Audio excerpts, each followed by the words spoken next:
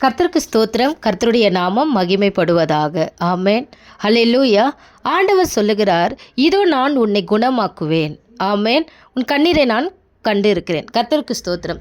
உங்களிடத்துல பேசி கொண்டு இருக்கிற எனக்கு ஆண்டவர் பேசின ஒரு வார்த்தை இது. ஆமேன். 2017 கீமோ கொடுத்துட்ருக்குறாங்க எனக்கு. அப்போது கீமோ கொடுக்கும் பொழுது அந்த வார்டை க்ளீன் பண்ணுறதுக்கு ஒரு தாயார் வராங்க, வயதான ஒரு தாயார். அவங்க என்கிட்ட வந்து பேசுகிறாங்க. அவங்க பேசும்போது அவங்களுடைய வார்த்தை இன்னும் என்னுடைய செவிகளில் அது தொனித்து கொண்டு இருக்கிறது. கர்த்தருக்கு ஸ்தோத்திரம். பைபிளில் எசேக்கியான்னு ஒருத்தர் இருந்தாருமா. அவர் ரொம்ப சாகிற நிலையில் இருந்தும் பொழுது கர்த்தர் அந்த எசேக்கியானுடைய கண்ணீரை கேட்டு 15 வருடத்தை அதிகப்படுத்தி கொடுத்தது போல் ஆண்டவர் உனக்கு இந்த வியாதியிலிருந்து உன்னை அவர் மாற்றி போட்டு உன்னுடைய ஆயுசு நாட்களை அதிகப்படுத்துவாருமா. கர்த்தருக்கு ஸ்தோத்திரம். அவர் ஒரு பெரிய ஊழியக்காரி கிடையாது.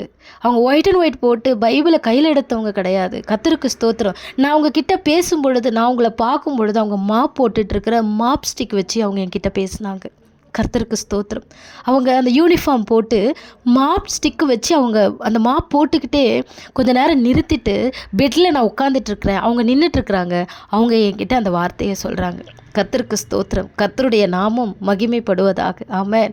நீங்கள் நினைக்கலாம், என்னை ஆண்டவர் பயன்படுத்தலையே, என்னை ஆண்டவர் என்னை உயர்த்தி வைக்கலையே, எனக்கு ஒரு சபையை கொடுக்கலையே, எனக்கு ஒரு ஊழியத்தை கொடுக்கலையே, நான் மைக்கு பிடிச்சி என்னால் பேச முடியலையே, நான் ஜனங்களுக்கு போதிக்க முடியலையே. கர்த்தருக்கு ஸ்தோத்திரம். அப்படிலாம் நினச்சா கர்த்தருக்கு ஸ்தோத்திரம். இல்லை, அவருடைய வார்த்தை யார்கிட்ட இருக்கோ அவங்கள எந்த இடத்துல எப்படி பயன்படுத்த வேண்டும் என்று சொல்லி அவருக்கு தெரியும். ஆமென். ஹல்லேலூயா. கர்த்தருக்கு ஸ்தோத்திரம். எசேக்கியா வியாதிப்பட்டு மரணத்துக்கு ஏதுவாக இருக்கும் பொழுது ஆமோத்சின் குமாரனாகிய ஏசாயா என்னும் தீர்க்கதரிசி அவனிடத்துல அவனை நோக்கி பேசும் பொழுது கர்த்தருக்கு ஸ்தோத்திரம். அப்போது அந்த தீர்க்கதரிசன வார்த்தை அவங்க என்கிட்ட பேசினாங்களே, அவங்க ஒரு தீர்க்கதரிசின்னு நான் விசுவாசிக்கிறேன். ஆனால் அவங்களோட உடை எப்படி இருந்துச்சு? ஒரு ஹாஸ்பிட்டலில் வேலை செய்கிறவங்களுடைய ஒரு உடை. அவங்க கையில் ஒரு மாப் ஸ்டிக் இருந்தது. கர்த்தருக்கு ஸ்தோத்திரம்.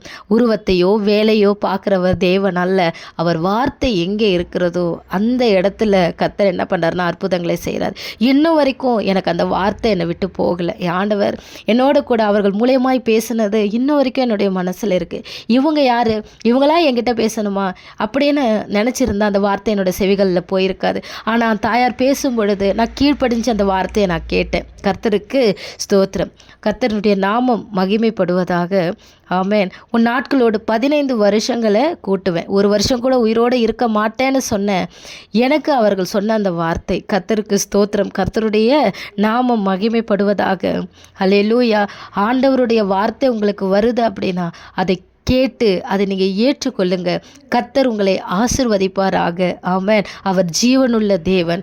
அவர் எப்படியாவது உங்களிடத்துல பேசணும், நீங்கள் அவரோட பேசணும்னு இதோ வாசப்படியில் நின்று தட்டுகிறேன்னு சொல்கிறாரு. ஒருவன் கதவை திறந்தால் மட்டும்தான் நான் கூட நான் போஜனம் பண்ண முடியும். கர்த்தருக்கு ஸ்தோத்திரம். அவருடைய போஜனம் பிதாவின் சித்தம். அந்த அவருடைய சித்தத்தை நமக்கு தேவன் வெளிப்படுத்துகிறார். கர்த்தர் உங்களை ஆசிர்வதிப்பாராக. ஆமென்.